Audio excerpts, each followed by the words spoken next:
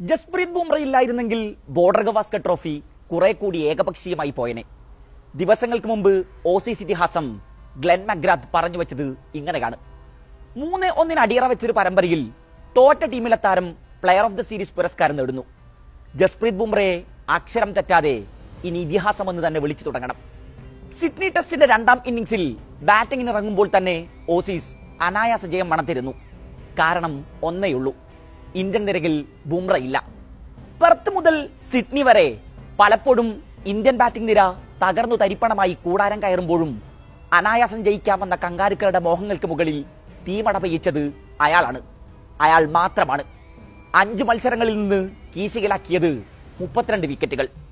ഒരു ടെസ്റ്റ് സീരീസിൽ ഇന്ത്യക്കായി ഏറ്റവും കൂടുതൽ വിക്കറ്റ് നേടുന്ന താരം കപിൽ ദേവ് 1980-ൽ കുറിച്ച റെക്കോർഡിനൊപ്പം.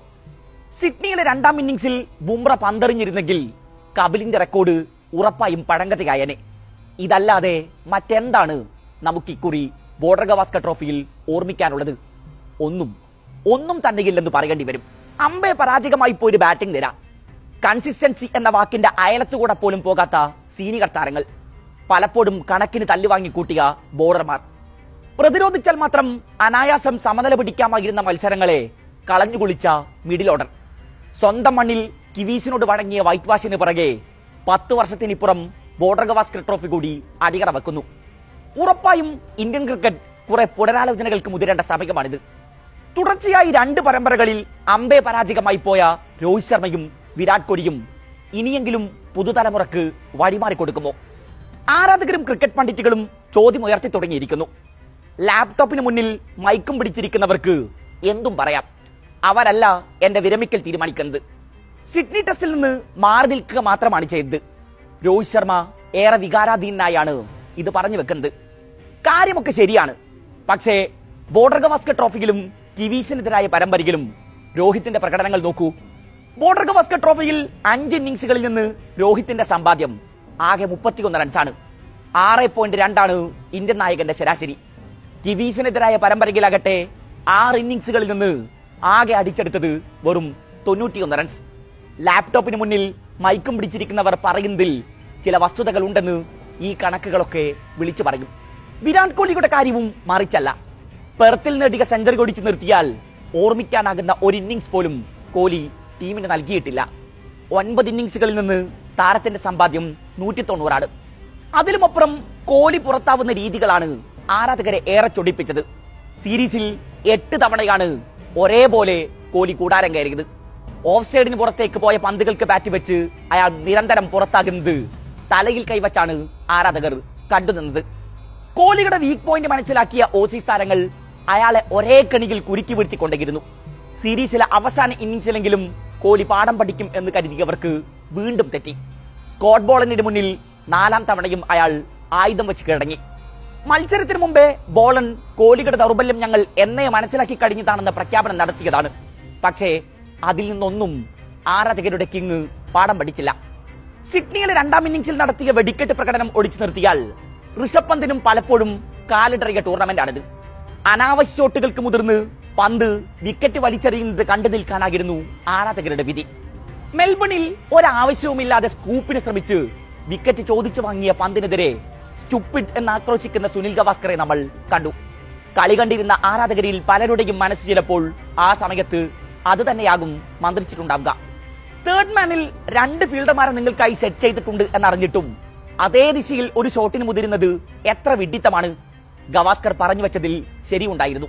വൻമരങ്ങൾ പലപ്പോഴും കടപുടകി വീണപ്പോൾ യശസ്വി ജയ്സ്വാളും KL രാഹുലും നിതീഷ് കുമാർ റെഡ്ഡിയുമാണ് ഇന്ത്യൻ നിരയിൽ പ്രതീക്ഷക്കൊത്ത പ്രകടനങ്ങൾ പുറത്തെടുത്തത്. ട്രാവിസ് ഹെഡിന് താഴെ ടൂർണമെന്റിലെ ടോപ്പ് സ്കോറർമാരുടെ പട്ടികയിൽ 2ാമതാണ് ജയ്സ്വാൾ. 5 മത്സരങ്ങളിൽ 10 ഇന്നിംഗ്സുകളിൽ നിന്നായി 391 റൺസാണ് താരത്തിന്റെ സമ്പാദ്യം. 1 സെഞ്ചുറിയും 2 അർദ്ധ സെഞ്ചുറികളും യശസ്വി തന്റെ പേരിൽ കുറിച്ചു.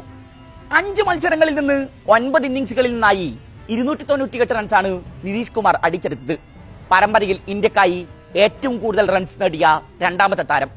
സിഡ്നിയിൽ പരാജയമായിരുന്നെങ്കിലും മെൽബൺ വരെ ഇന്ത്യൻ ബാറ്റിംഗ് നിരയുടെ നെടും തൂണായിരുന്നു ഈ 22-കാരൻ. അരങ്ങേറ്റ പരമ്പരയിൽ തന്നെ ഇന്ത്യൻ ടീമിൽ തന്റെ സ്ഥാനം അനിഷേധ്യമാം വിധം ഉറപ്പിച്ചാണ് നിതീഷ് നാട്ടിലേക്ക് വിമാനം കയറുന്നത്. തോറ്റെങ്കിലും ബോക്സിംഗ് ഡേ ടെസ്റ്റിൽ നിതീഷ് കുറിച്ച സെഞ്ചുറി ആരാധകരുടെ മനസ്സിൽ എക്കാലവും ഉണ്ടാവുമെന്നുറപ്പ്. 10 ഇന്നിംഗ്സുകളിൽ നിന്ന് 276 റൺസായിരുന്നു KL രാഹുലിന്റെ സമ്പാദ്യം. 30 ശരാശരിയിൽ ബാറ്റ് വീശിയ താരം 2 അർദ്ധ സെഞ്ചുറികൾ തന്റെ പേരിൽ കുറിച്ചു. ജസ്പ്രീത് ബുംറ എന്ന ഇതിഹാസത്തിന്റെ സാന്നിധ്യം ഒരു ടൂർണമെന്റിന്റെ ഗതിക വരെ നിർണ്ണയിക്കാൻ പോകുന്നതാണെന്ന് ആരാധകർ തിരിച്ചറിഞ്ഞ പരമ്പരയാണ് അവസാനിക്കുന്നത്. മഗ്രാത്തിനെക്കാളും വസീം അക്രമിനെക്കാളും അപകടകാരിയാണ് ബുംറ എന്ന മുൻ ഓസീസ് താരം ഡാരൻ ലേമാന്റെ പ്രതികരണത്തിൽ എല്ലാം ഉണ്ടായിരുന്നു. സ്കോട്ട് ബോളണ്ടും മിച്ചൽ സ്റ്റാർക്കും പാറ്റ് കമ്മിൻസും ഒക്കെ നിരന്തരം അപകടം വിതച്ച ടൂർണമെന്റിൽ തിരിച്ചടിക്കാൻ ഇന്ത്യയുടെ കയ്യിൽ ഒരേ ഒരു ആയുധമേ ഉണ്ടായിരുന്നുള്ളൂ. അയാൾ പലപ്പോഴും ഓസീസ് ബാറ്റിംഗ് നിരയെ ചീട്ടുകൊട്ടാരം കണക്കിന് തകർത്തെറിഞ്ഞു.